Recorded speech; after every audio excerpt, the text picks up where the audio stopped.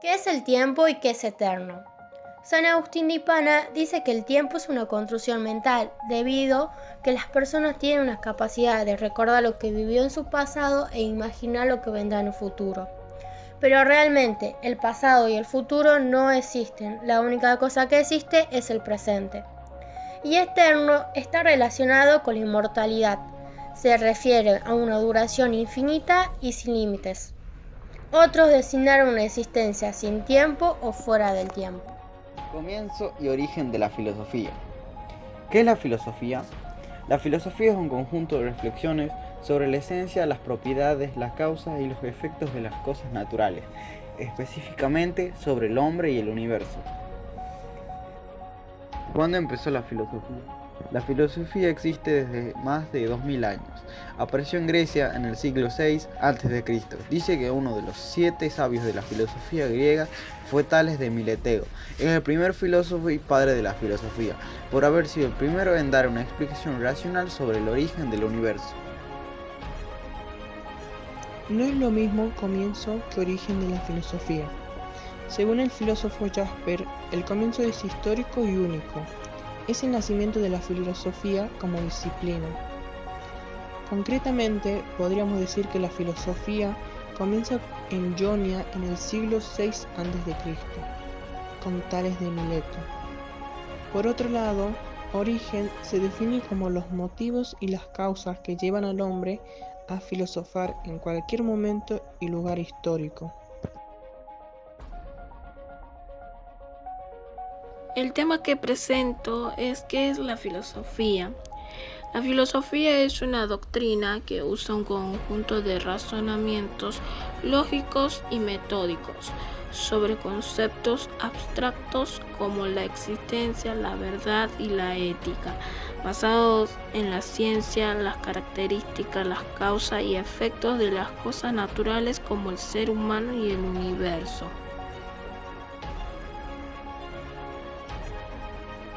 Filosofar es un acto de pensar en consecuencia, no es una actividad que precise de instrumentos, técnicas o muestras, sino más bien de la capacidad del individuo para contemplar e interpretar la realidad y a partir de ahí emitir un argumento o una opinión.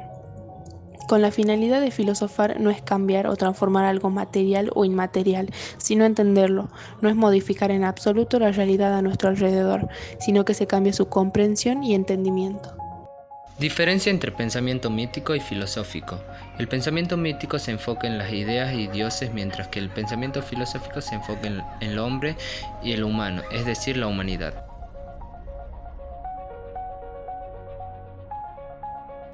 El pensamiento mítico se enfoca en procesos fantasiosos, es decir, pueden crear teorías a partir de hechos no fundamentados. Hola, mi nombre es Ledesma Ayala Martina, soy alumna de quinto año B y estamos haciendo un video sobre lo que vimos en clase y a mí me toca hablar sobre los mitos. En primer lugar, ¿qué son los mitos?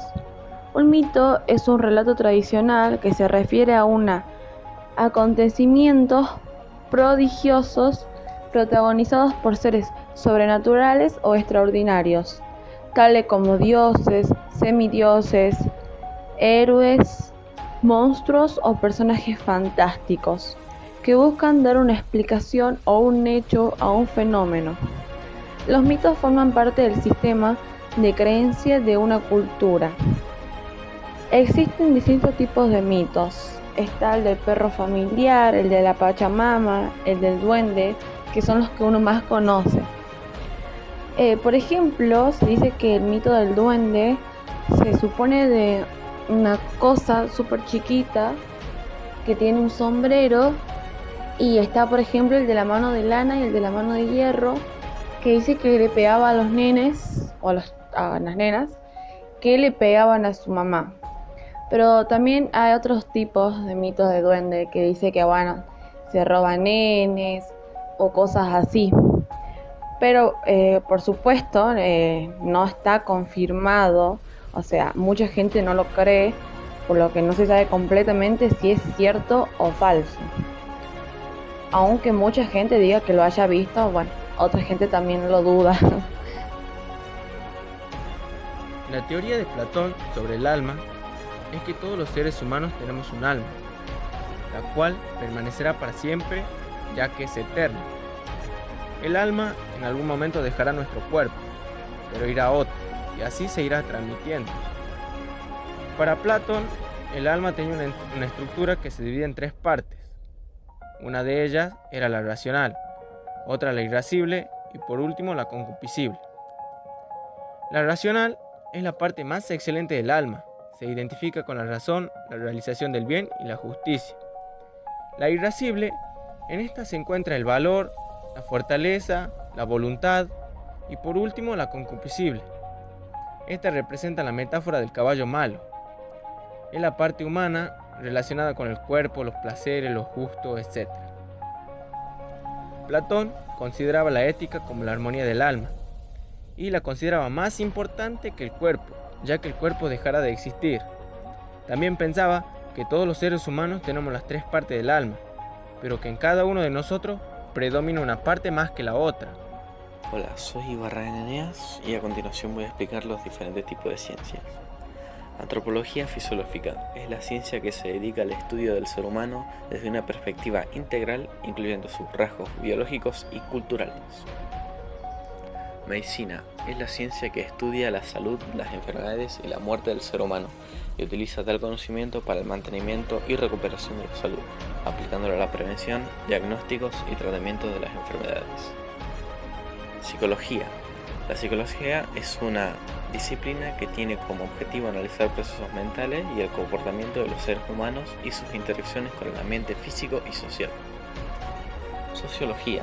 Se encarga del análisis de la sociedad humana o población. Estudia los fenómenos producidos por la actividad social de los seres humanos dentro del contexto histórico-cultural en el que se encuentra el inverso. Hola, mi nombre es Bril Juan y yo voy a hablar sobre la película En busca de la felicidad. Fue lanzada el 16 de enero de 2015. La película se basa en Héctor. ¿Quién era Héctor? Bueno, Héctor era un psiquiatra que vive en Londres. Su vida transcurre aparentemente perfecta entre los pacientes a lo que ve en terapia. El trabajo en un hospital, su entregada pareja que es casi maternal y la salida con amigos.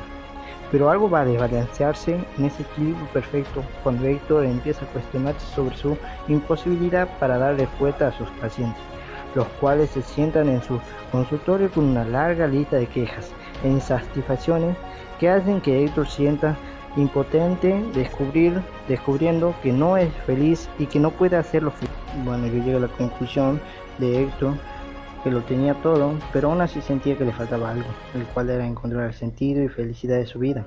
Para lograrlo, debió apreciar los simples placeres de la vida y valorar a su familia, amigos, etc.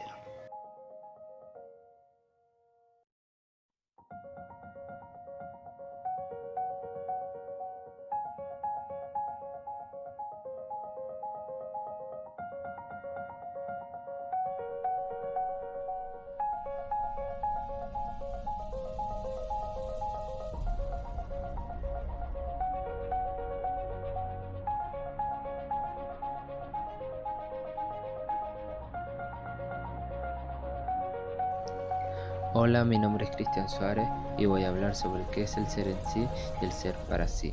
El ser en sí es increado. La noción de creación de lo real le parece absurda a Sartre, pero por otro lado, el ser en sí no es causa de sí, simplemente es, y por ser de este modo, sin justificación ni sentido alguno, sin poder ser explicado o deducido, está de más. Es puro hecho, sin causa, sin razón, su existencia es absurda. El ser para sí es el ser de la conciencia. Está la conciencia que es consciente, valga la redundancia, de algo distinto a ella misma. Ese algo distinto es el ser en sí. El ser para sí introduce la negación y la nada en la realidad, ya que para que surja el objeto, el sujeto debe distanciarse de este, debe crear una nada, un vacío entre ambos. ¿El hombre es una nada? Sartre contesta esta pregunta en su libro El ser y la nada, pero para entenderlo bien debemos tener bien definido el para sí. Teniéndolo claro, lo siguiente es entender que el ser humano es su pasado, debido a que a través de sus elecciones se ha ido eligiendo a sí mismo. Con respecto al presente, Sartre dice que el mismo es una nada, ya que el para sí está totalmente proyectado al futuro, es puro proyecto, mientras el futuro aún no ha llegado. De estos puntos entonces podemos decir que en el presente somos nada, porque somos nuestro pasado, lo hemos ido eligiendo a través de nuestras decisiones, pero no lo somos al mismo tiempo, ya que nuestro para sí nos otorga la posibilidad de cambiar, de ser algo distinto, de proyectar. Entonces podemos decir que el hombre, al menos en el presente, es una nada. Otra de las preguntas que contesta Sartre es si somos lo que elegimos ser. Bien, la conciencia es arrojada hacia el mundo y hacia sus proyectos, y gracias a este acto se convierte en una conciencia libre. Y justamente a través de esta libertad es que el hombre se va eligiendo a sí mismo, a través de sus decisiones. Una de las frases que utiliza Sartre para definir esto es: un hombre es lo que hace con lo que hicieron de él. Con esto quiere decir que no existe justificación para lo que un hombre hace. Él es totalmente libre de elegir lo que quiere hacer y de lo que va a hacer.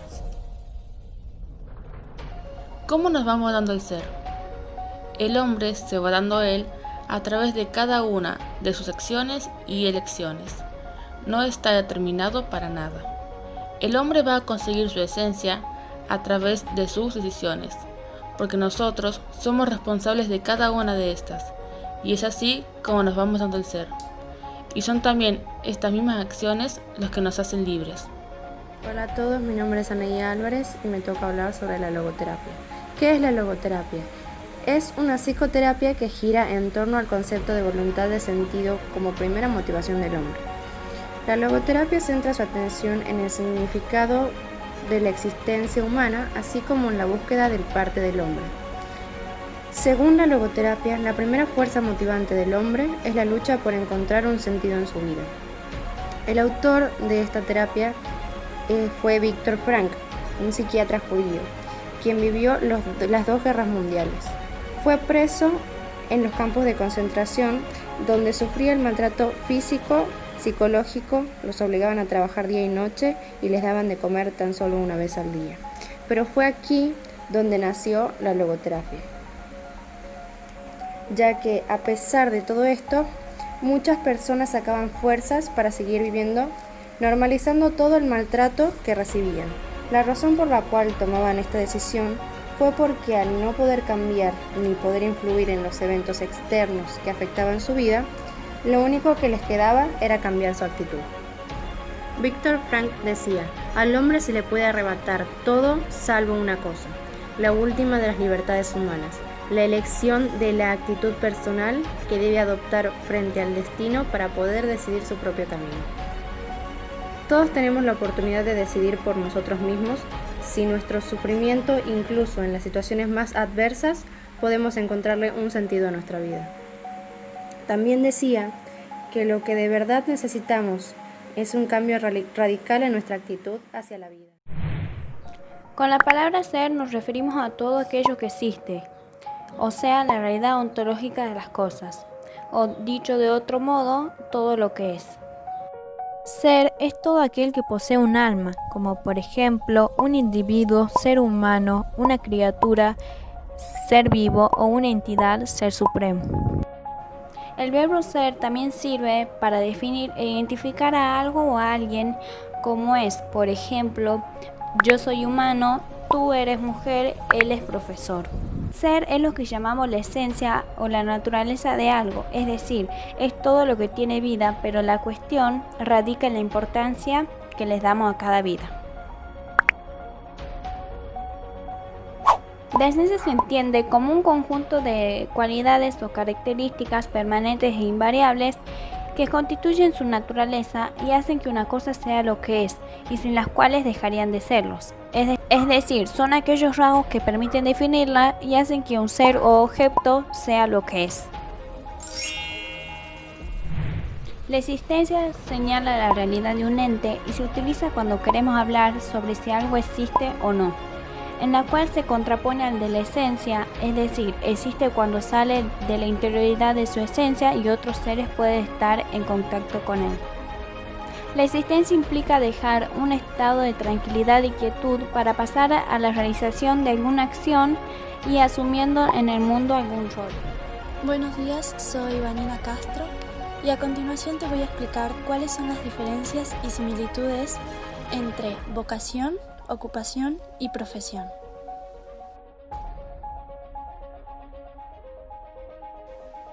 Vocación. La vocación es la inclinación o interés que una persona siente en su interior para dedicarse a una determinada forma de vida o trabajo. Es un llamado personal que define qué cursos te gustan, cómo es tu memoria, con quiénes te juntas y qué es lo que miras del mundo. Ocupación. Por otro lado, la ocupación, más allá de las actividades o trabajo que alguna vez ejercerás, se refiere a tu lugar en el mundo, la razón que te dará sentido a tu existencia. La ocupación es aquello que te va a permitir la realización como ser humano. Profesión. Finalmente, la profesión es la llave que existe entre la vocación y la ocupación. Es el medio por el cual harás realidad tu vocación para vivir y disfrutar de tu ocupación.